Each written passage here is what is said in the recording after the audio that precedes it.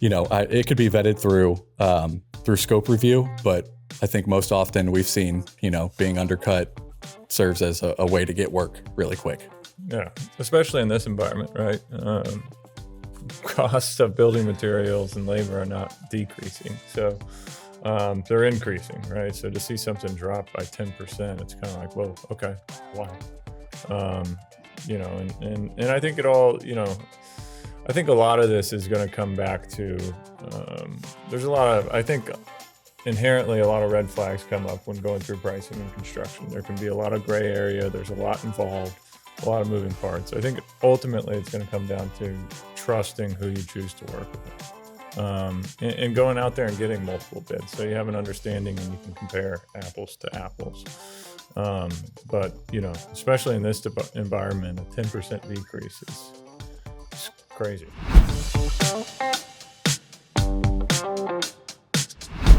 All right, welcome to another episode of Blueprints to Punch List Healthcare Edition.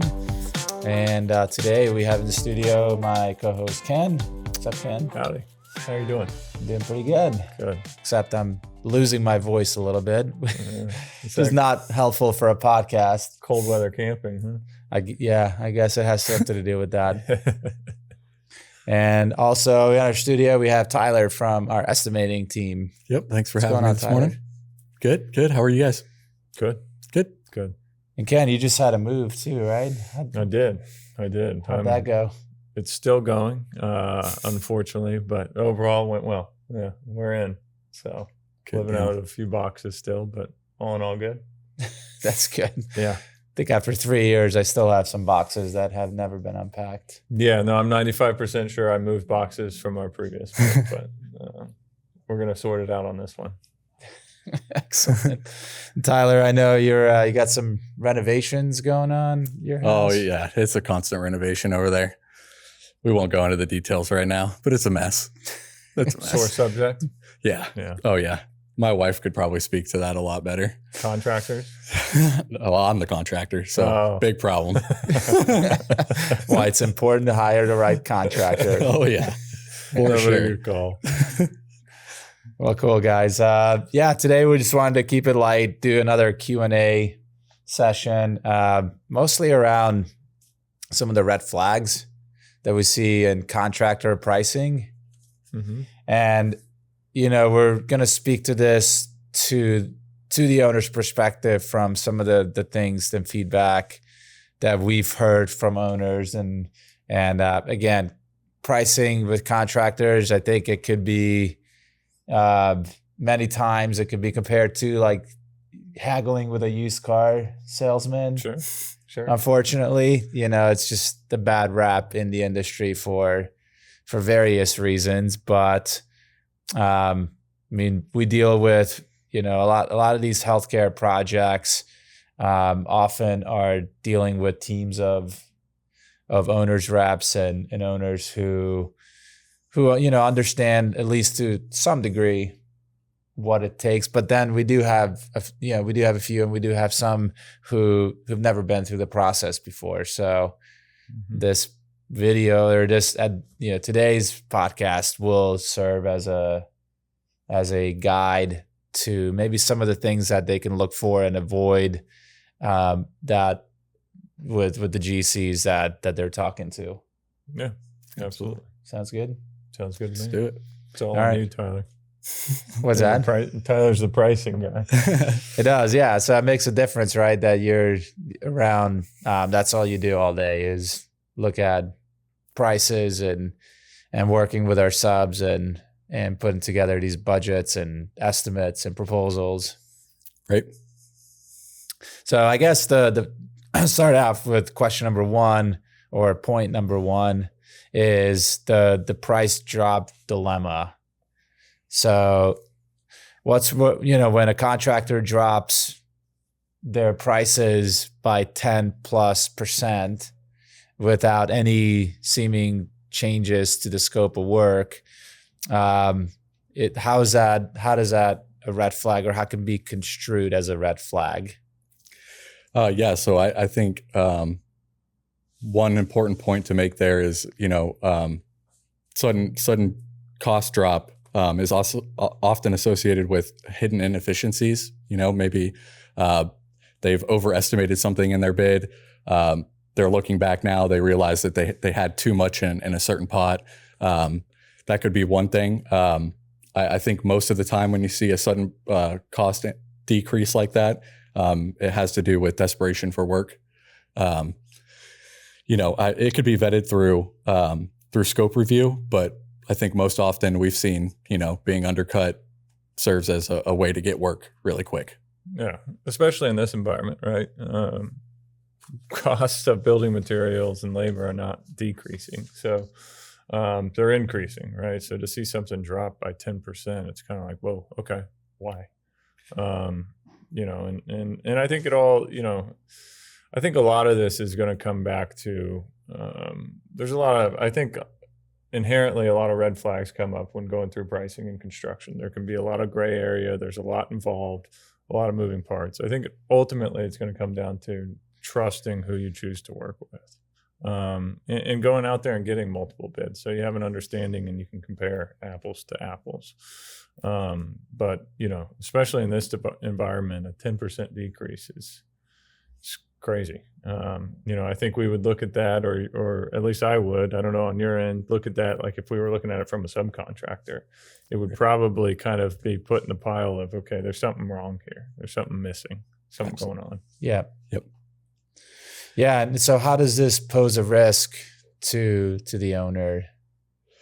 Well, I think there's a couple different things.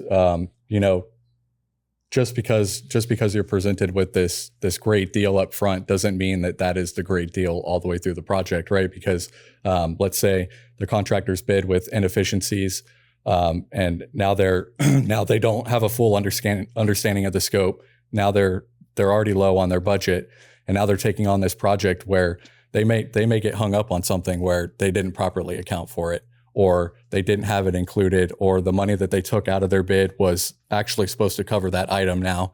And now we're stretching out the timeline of the project. We're throwing additional resources at it that weren't originally accounted for, additional man hours, labor, all the additional office time that is associated with that. I think so. Just seeing something for what it's valued at on paper in the beginning is not necessarily what it's going to be worth at the end. And those in-between costs are what could have, what the money that you could have saved going with that original contractor that had it fully vetted. Yeah. I mean, one of the ways that I've always look at it, and this was drilled into me at a previous company that I worked at. It was an AC company, and my boss at the time was adamant that if for the price to change, the scope has to change, because we're giving the customer the best price at that moment. Right. So, people customers and with as a GC and with subs, they come to us all the time and go, well, why is this so much? Well, that's the price of this particular project based on the information that we have presented. And for any of the those inefficiencies that you refer to, it could be a detail that wasn't clear. The architect maybe didn't clarify enough, or during the bid process, right. It wasn't fully understood. But in order for that price to drop, then maybe it's, we cut down the superintendent, maybe it's a nights and weekends thing, and now there's a premium for that. Whereas now it's can we figure out a way to do it during the operating day hours? Right. Yeah. Yeah. So I think it's important to note there are always VE opportunities, right? Value engineering. Go in there and figure out, okay, what can I pull out? What can I replace to get a better price and get the same product, right? But to your point, that would result in a scope change. So it's not just out of thin air, oh, here's some money. It's effort, it's scope change, it's digging into it, looking at what can and can't be done to try and save some money there. It's not just oh, by the way, everything stays the same and we drop 10%. Because then why didn't you give me the 10%? Why did I have to come back and ask for that?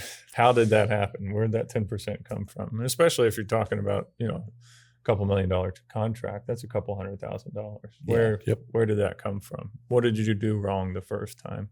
And unfortunately, you have a lot of contractors out there that, and I won't say a lot, some that love the gray area. They want to operate in the gray area, right? Because guess what? Now all of a sudden they're low by 10%. Now you contract with them, and oh, by the way, here's a change order. And then what do you do at that point? To your earlier point, do you stop the project? What options do you have? In an effort to progress, you're going to probably pay that, and very well may end up more than what you could have been originally if you took the time up front to vet that. The contractors. But to that point of gray area, I think, ensuring that those plans are well vetted and there is no gray area or limited gray area for questions to come up is a good way to kind of mitigate that risk as well. Absolutely. Yeah. All right. So let's move on to question number 2, which is, do you get a contract or you get a pricing back and it's the lowest by far? It almost looks too good to be true. When you compare it to the others, is it really time to pop the champagne and celebrate, or maybe slow down and figure out why that? Because if you have 3 bids and 2 are comparative and the third one is super low, is it something to get really excited about, or do we really need to dig into that as to what the difference in price might be? So I would say it's definitely a red flag to dig in deeper. And I think going back to Ken's point there, a lot of, when I say a lot, some contractors like to operate in that gray area. I think that would be a great red flag for that. A contractor comes in 20 or 30% below, but what are they missing? What are they going to hit you with, later on? What did they not have fully developed in their bid? So fully vetting that, it's essential. Yeah. Yeah. I mean, and like I said earlier, even for us, typically low bids do not get looked at favorably. Now I understand super low bids, right? If you're way off and we're getting multiple bids, so we're looking at multiple bids. We've got an intense scope review, right? So we're making sure that we're comparing apples to apples. And at the end of the day, if we have 3 apples there and we've got a very low bid, typically, again, our question is, what's wrong? What are they missing? Not necessarily, all right, pop the champagne. This is great, maybe, but save the champagne for later. Yeah, absolutely. Yeah, I think the instance is that, and again, it depends on how far they're off, but the instance is if it is somebody that you worked with in the past and they know your product, if it's multiple clinics and they really know that there is just something unique about that particular build out, maybe it's a type of a finish or just, it could be anything along those lines, or it could be equipment that, like AC equipment, for example, just the way that it gets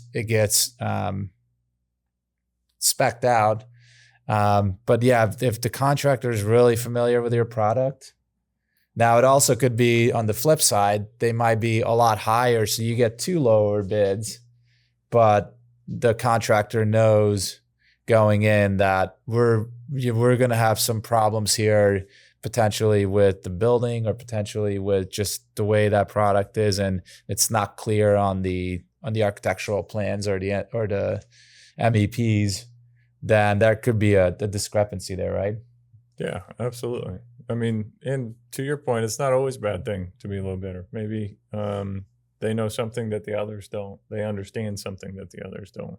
So I think it's all, whether it's low bid, high bid, it's all worth a conversation to really dig down and nail down, okay, what is the difference here? Why is there a difference? I mean, sometimes we'd like to think that we catch everything, right? Especially when we're estimating, running through plans. But sometimes those conversations result in things we didn't see, right? So I think it's always good to really nail into it, whether it's low, whether it's high, whether it's way off base, dig into it, figure out why. Absolutely. It's all in the details. When we see sub bids that come back and one of them says all electrical light fixtures and gear per plans, and then it gives you the price. Yeah. And it's like $350,000 versus the guy that's, hey, I have 2 pages of notes of the inclusions and exclusions, but they might be 15 to 20% higher. Again, there's different train of thought. Some you're willing to risk it, but many cases the vagueness doesn't lead to it doesn't lend itself to having a clear understanding of the scope of work. Yeah. And sometimes that can go either way, right? Sometimes it can be in favor. Sometimes it can be a detriment to the project, right?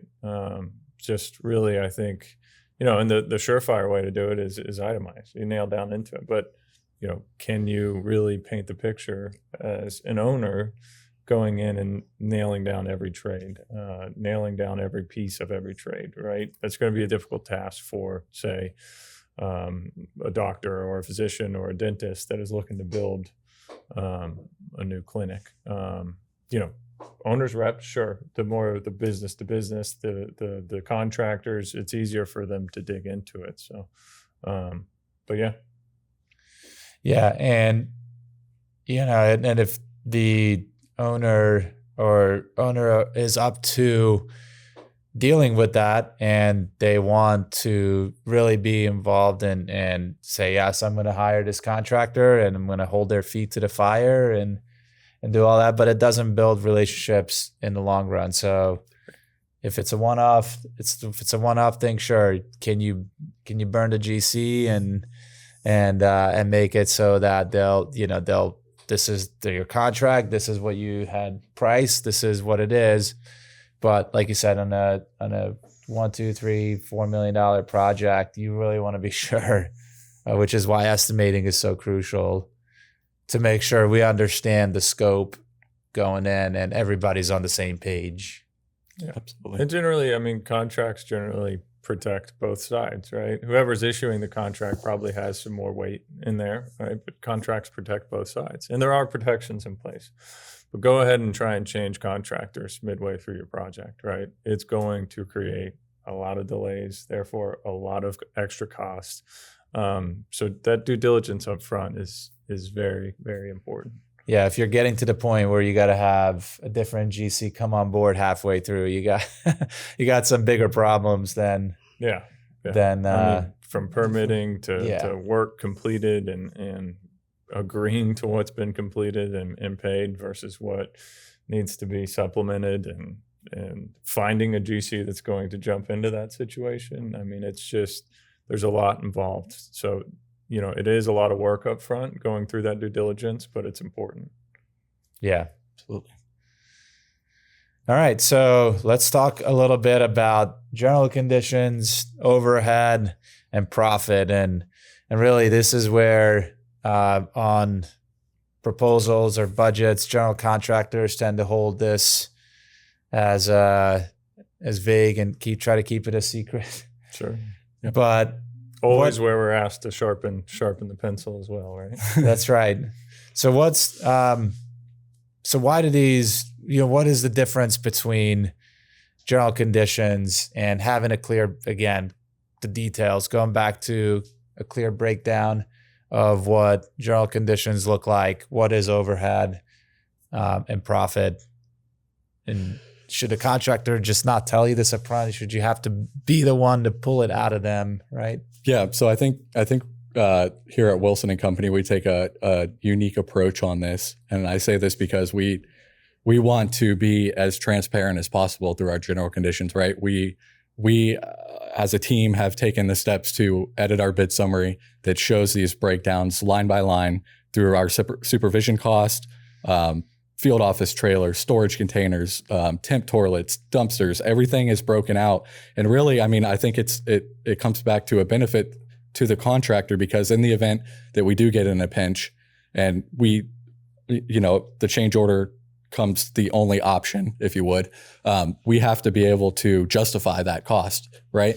And I don't think that you can accurately justify that cost if you haven't provided the full amount of information that's available, right?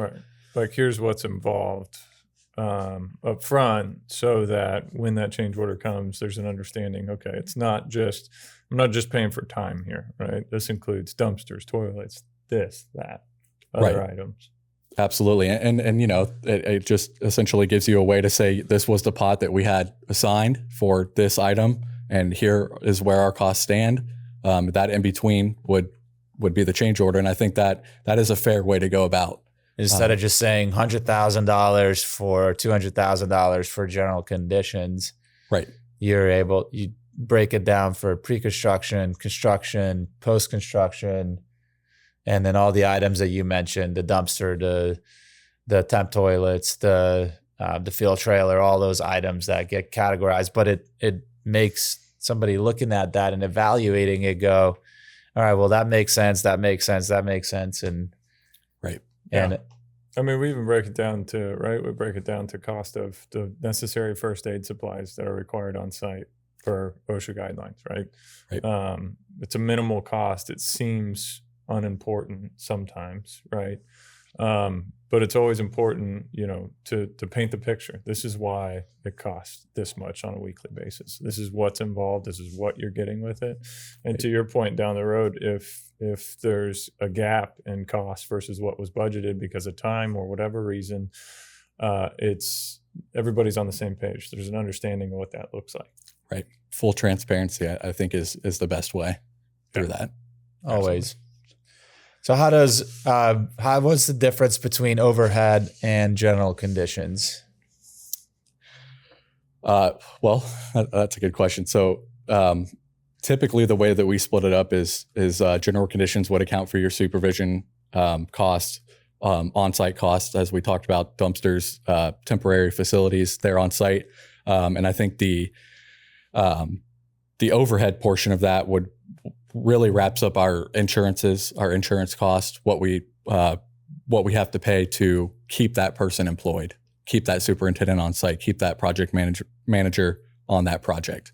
Do you guys see? Yeah, I think like general conditions for me, and there's probably some overlap, but general conditions for me is project specific cost, right? Yep. Whereas overhead for that project is specific, but overhead costs more so outline the cost it takes for us to do business, to operate, right? Well said. The accounting side of things, the rent, the keeping the lights on, right, the insurance, the licensing, the this, the that, right? The things that allow us to operate. Whereas general conditions are just what we need to pull from our resources to complete that specific project, right?